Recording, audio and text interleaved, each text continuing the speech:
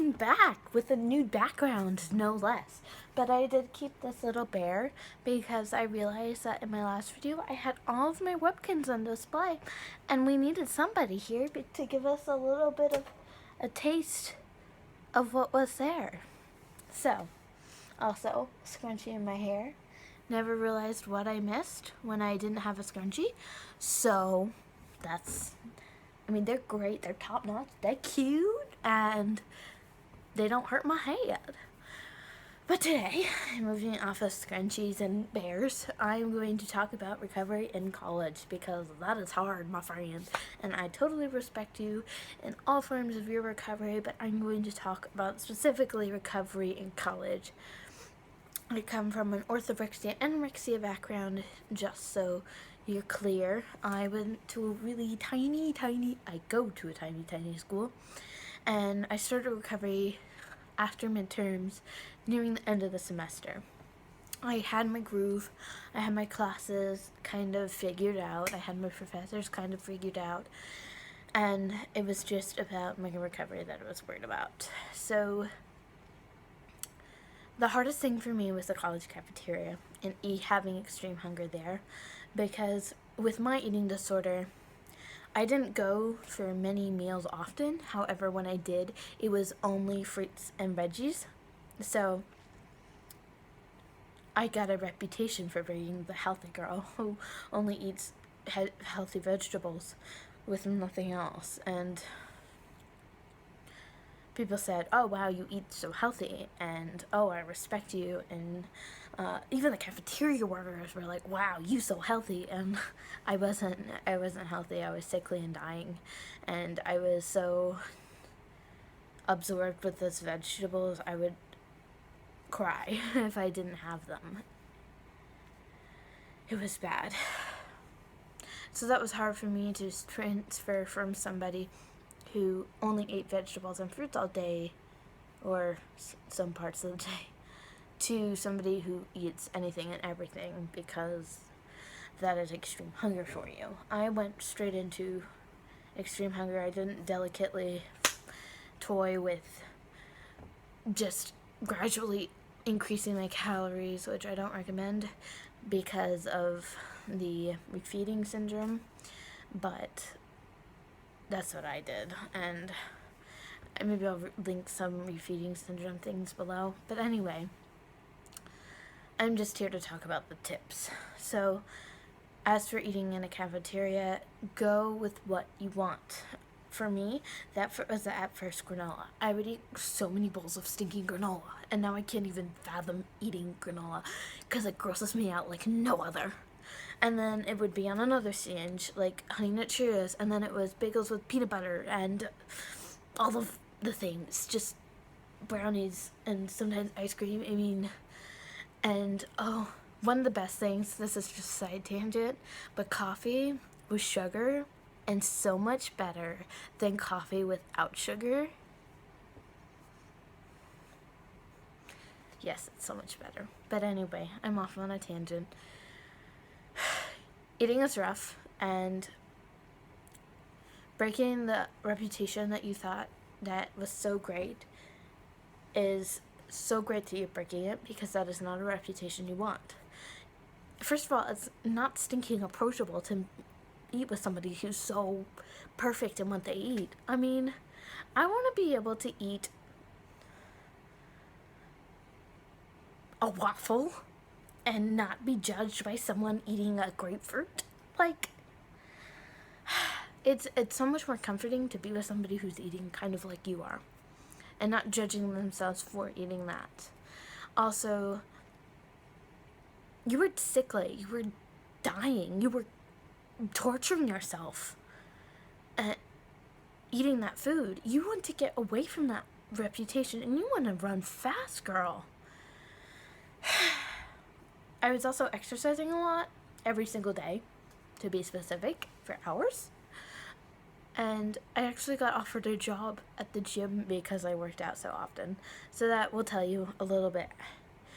Just a little background on my situation and why I was self-conscious for starting extreme hunger, stopping exercises, all that fun stuff. So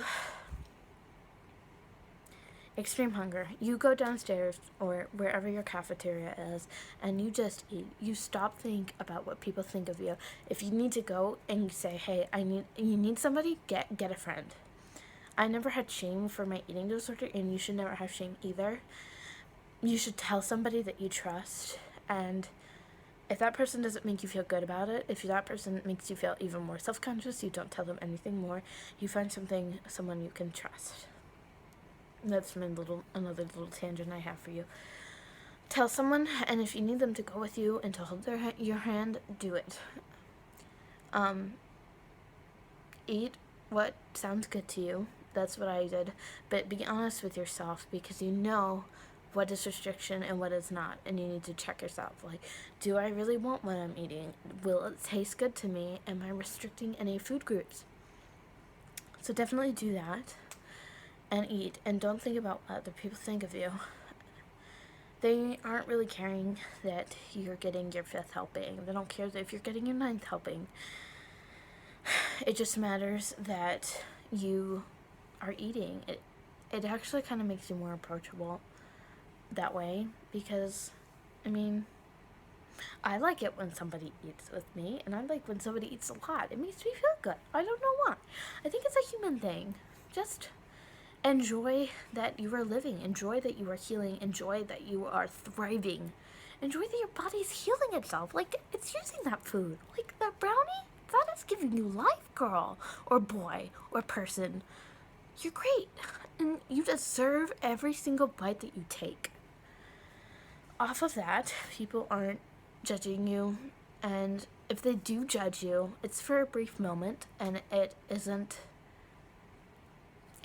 worth jeopardizing your recovery, your health, your lifetime health. I mean, college is not forever, but your health is. So, unless you forget about it and you restrict again, then it could be over. But anyway, eat and don't think about what other people think of you. So extreme hunger in the cafeteria was one of the hardest things for me. Another thing that was hard was the panic attacks. And for this, you really need to get some help from maybe an insider, maybe your RA, or a counselor of some sort. I went to our special needs person, and I told her what was going on to try and get some accommodations in the classroom.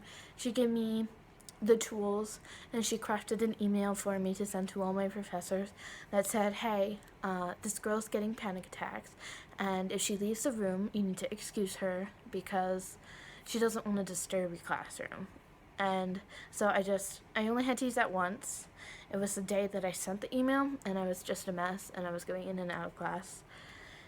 And my professor didn't know what was going on yet, but when he figured out, he was so nice. I loved all of my professors. I haven't had a bad reaction when I told somebody I had an eating disorder or had bad things said to me because of that, but they were all coming from a good place, if you know what I mean.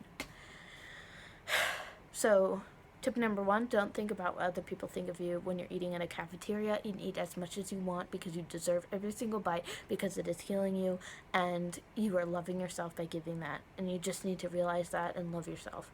2, reach out to somebody if you need the academic help, because you need to. If you need it, you need to. You do it.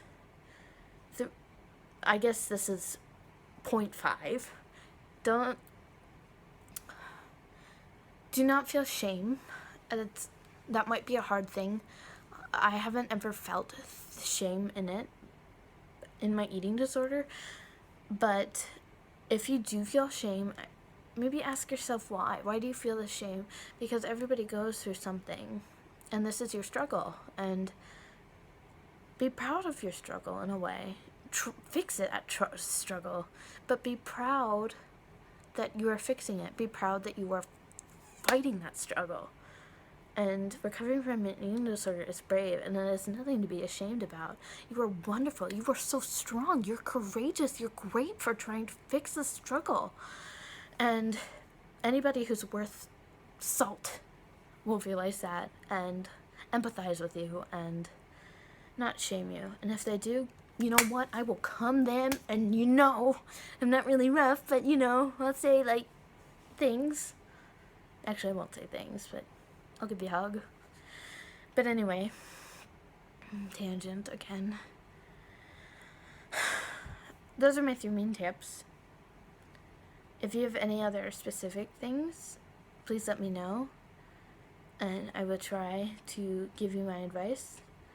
But as for right now, I'm still on that journey so far. I started recovery in April, and my semester ended in May, and I'm home for the summer, and I haven't been back there. And I'm terrified what people will say about who I've become. But I'm darn confident in who I am. I mean, I'm great. I can't believe how much I've outgrown my eating disorder, both physically, mentally, emotionally. I'm so proud of myself, and although I'm nervous, I'm optimistic of what the future will hold. I am hoping to maybe help people in the same situation I was by making something. I mean, be the change, am I right? So, I'm nervous going back because I place too much value in my looks, and I'm scared what people will think. And I'm scared of what my friends will be, because when you have an eating disorder, it changes who you are and who you attract in terms of friends. So, I don't know. I don't know if my friends will be my friends. But you know what? If they were friends, I don't know what to say to that. I'm just excited to see who will be in my life. Because I'm somebody in my life. I didn't know this girl before. But anyway, I'm going off on a tangent. Big surprise. I hope you enjoyed, and I hope this video has encouraged you or helped you in some way. And if you want more advice, if there's something I didn't cover, please let me know in the comments, and I will be sure to answer you as soon as possible, my dears. I think you are strong, and I think you are courageous, and you shouldn't think about what other people are thinking about you. Even if it's a good thing, you need to think about yourself. You need to be strong. But I believe in you. I think you are wonderful, and I think you are beautiful. And I hope you internalize that, and I hope you feel that, because that's what really matters. What comes out of my lips means squat to what you think of yourselves. And you better think good things about yourself, because you're great. But anyway, me and my scrunchie are out, and I can't wait to talk to you again. I'm so happy I started this. Maybe I should do a video in the day so you can see all the beauty outside. Alright, bye-bye.